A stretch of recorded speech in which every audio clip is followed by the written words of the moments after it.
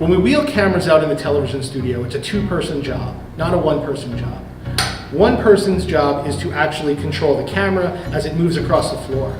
The other person's job is to deal with the cable that's connecting the camera to the facility through the breakout box that's in the wall.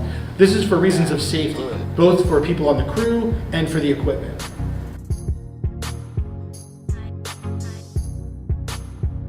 So when you're ready to move the camera across the floor, you're going to need to unlock the casters, the wheels on the bottom of the pedestal. Each one of the casters has a lock. You'll need to lift that lock up in order to allow the wheels to freely spin. The casters should also rotate. If, when you're ready to move the camera, the wheels are not freely rolling and the casters are not spinning, stop. It means that the wheels and the caster are not unlocked, and if you force it, you could break something. So we want to be absolutely sure that the wheels are unlocked before we move it. Make sure that if you're going to leave the camera unattended at any time, you also relock the casters. Do not leave the camera unattended with the wheels unlocked, because accidents could happen and damage could happen.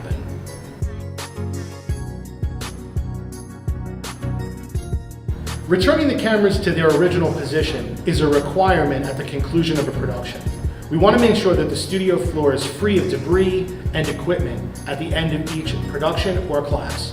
When you're moving the camera back to its original position, this is a two-person job. One person's job is to drive the camera to make sure that it is safe and secure, and the other person's job is to handle the cable that connects the camera to the wall. We do this for safety reasons, both for personnel and also for the equipment. You want to back the camera up like you're parallel parking a car. Make sure that the leg that's labeled front is pointed into the studio and that the camera is pointed in that direction. Never point the camera in the direction of the back legs or in between the legs that are labeled front and back. Doing so could mean that the camera could tip because the center of gravity is off balance.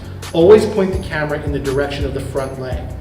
Pull the camera back towards the wall, and as you do so, the cable puller will coil the cable in a figure-8 pattern. Coiling the cable in a continuous loop will create kinks that could damage the cable and also not be neat.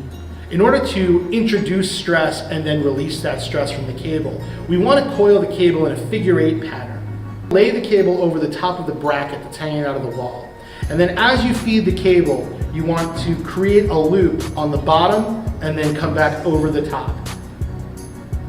The result should look like a figure-8, and the cable should never have any tension or kinks in it as you're coiling it.